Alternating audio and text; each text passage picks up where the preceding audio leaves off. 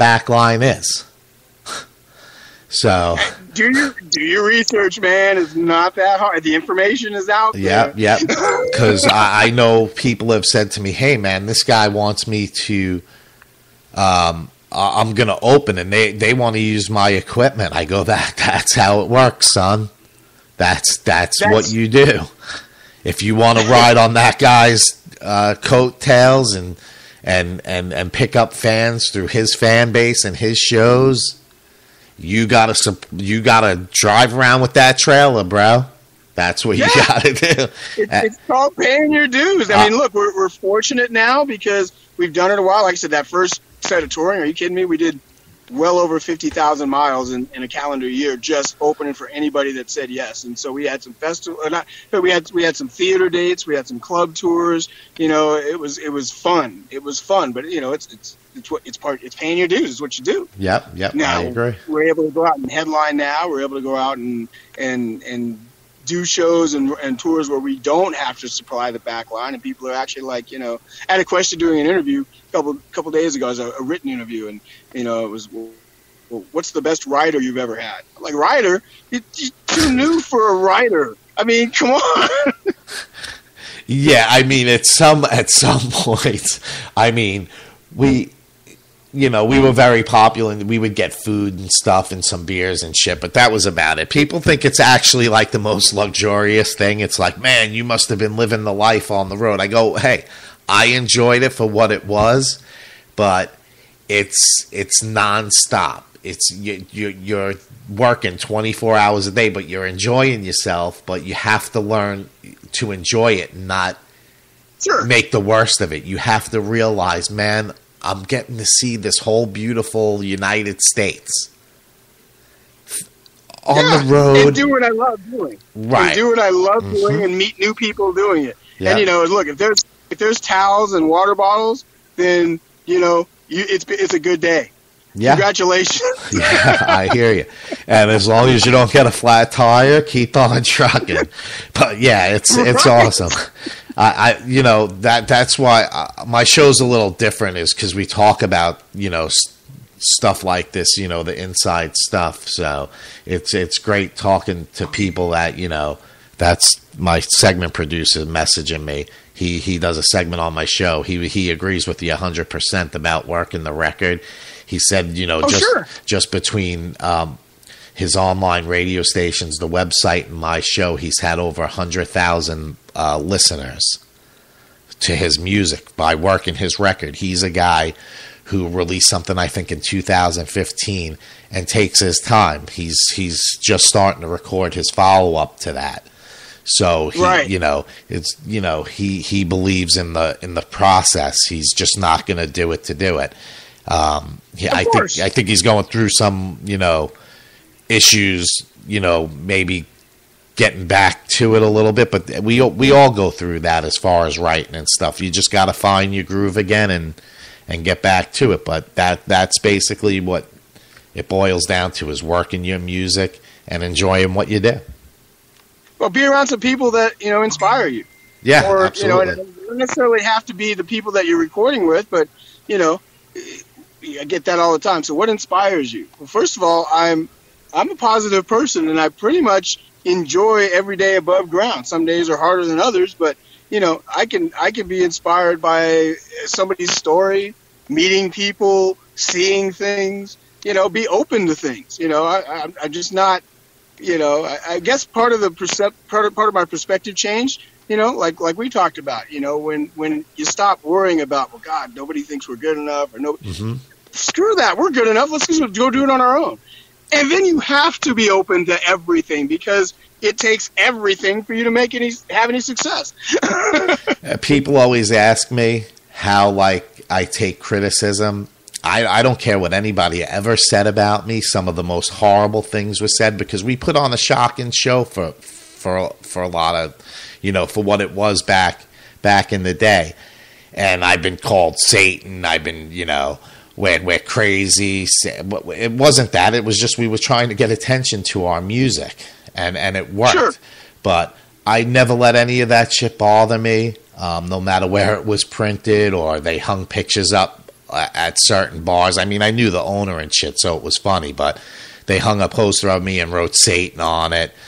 But, you know, I didn't take anybody's shit. My old guitar player is listening now, and he even said, he goes, if the internet was what it is now back when we were playing, he goes, we definitely put up with a lot of shit, bro, you know, as far as being a band. It's tough. You have to learn how to, you know, take that shit. So it's... Hey, you know what? I don't mind criticism.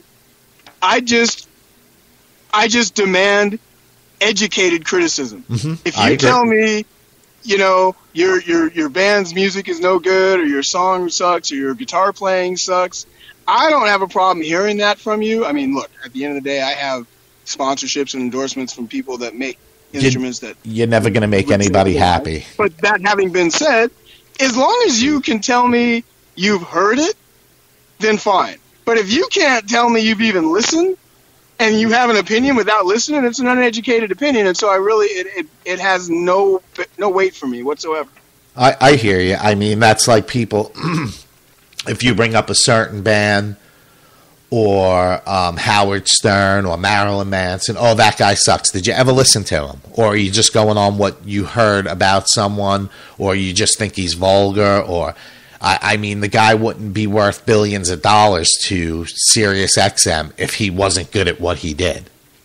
Yeah, I mean, are you going off an opinion based on information you have for yourself, or what somebody else told you? That's all I want you to do is know what you're talking about when you make a determination. That's it. The first thing that someone's got to realize in any type of entertainment or dealing with any type of public in a restaurant. It's very similar. You're not going to please everybody. You're not going to be everybody's favorite. Really, you don't want to. Right. Because at the end of the day, you know, it's the way people are, and you have to, you know, it's like my buddy Kevin and I says it all. He says it to me all the time. You know, you can't hold back the ocean with a broom. People are the way they are. So that having been said, have you ever noticed that something you like, you will tell like 2-3 people, hey man, I think this is really cool. Something you hate, you'll find 15-20 people to tell them. Oh, yeah, without a doubt. I don't mind when people go, I really don't like this, because that just means they're going to tell a bunch of people about it, and, you know, some of those people are going to go, they're going to agree, and some aren't. So, okay, the kiss of death for me is a middle-of-the-road band, restaurant, situation of any kind. It's got to be somewhat polarizing in that you either like it or you hate it. You know? I agree. I don't want you to say, oh, it's all right. I could, you know, take it or leave it. That's the worst thing you could say to me. Yep.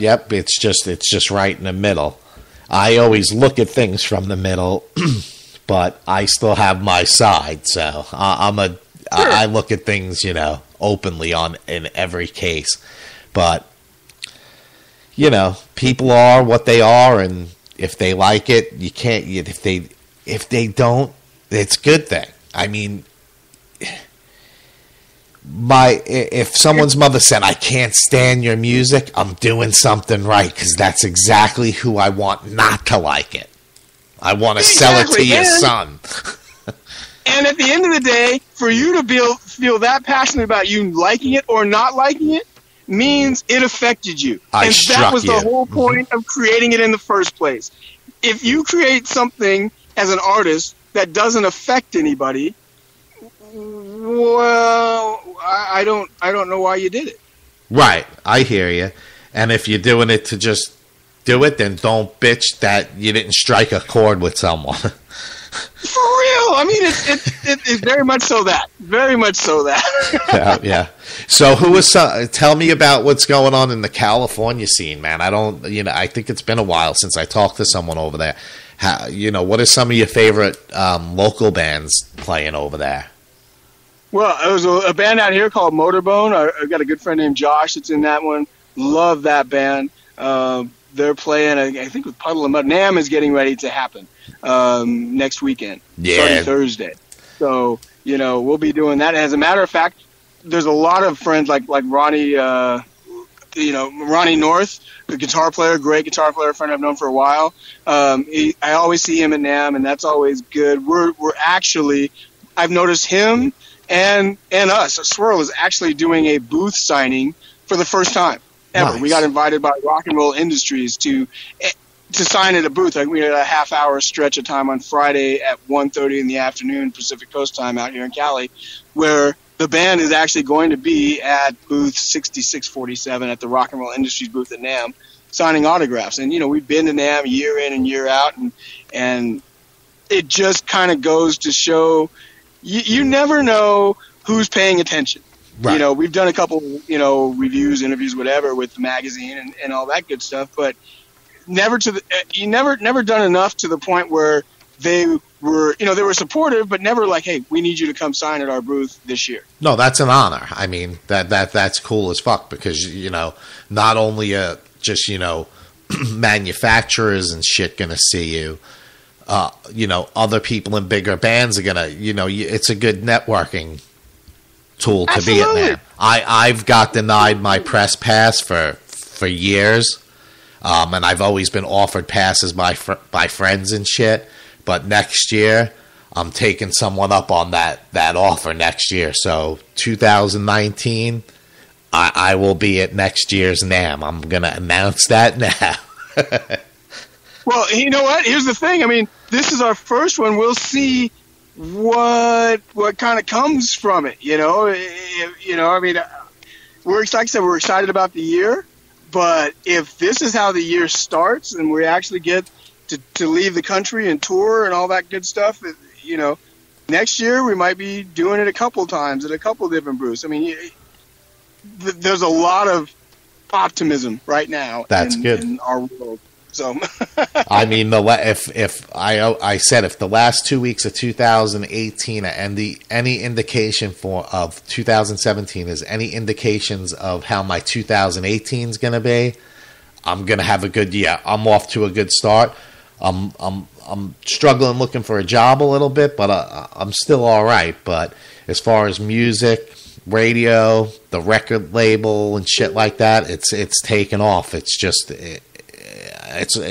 I'm humbled by it, actually. I mean, I never expected to have, such a success right away. I mean, sales are going to be a whole nother thing, but as far as I'm concerned, whether I sell 10 copies or 200 of them, I feel I was successful at what I did only because I've got every band's name out there and was able to promote it, and I feel like that was the start of something big to come. There you go. Yeah, I mean, that's the thing. You got the ship to leave the dock, for crying out loud. And there's so many times that doesn't happen for somebody when they're trying to get going. So that in and of itself is a big win. And so, congratulations to you for that. Thanks, man. It's always a pleasure to have you on, man. I missed you guys. You were so great when I met you guys. You were on my show really early on, and it's just great. You're great to talk to pleasant to listen to, and thank you very much, man. I appreciate that. I appreciate it, man. I'm always honest with if someone gets on my nerves, we would have been off the phone fucking 45 minutes ago, but I was trying to say that's a real quick interview. You know what that's about. But no, it's well, thanks for calling in, and good luck and good riddance. I mean, goodbye. It's always insightful. I mean, it's great when I have someone on that I can have a conversation that sparks interest on social media. Why I'm doing the show. To me, that means a lot, and that means what I'm doing and what you're saying means a lot to those people out there. So, and the fact that the feedback has been so positive over the past 40 minutes is simply amazing, because I don't get that with every single guest. So I just figured I'd let you know that. Well, hey, man, I appreciate that. And for all the people listening and chiming in, thank you. Thank you for taking the time to give a listen and all that good stuff. I mean, it's you, like I said, you never know whether or not what you're doing is resonating with anybody. Right. I mean, you do what you do and you hope it does. And if you can get my segment producer, his name's Katzinjamma, if you could get him to agree with you, oh my God, you're doing, because he's such a narcissist, this guy. I'm busting his balls. I call him a narcissist because he he very much believes in the working.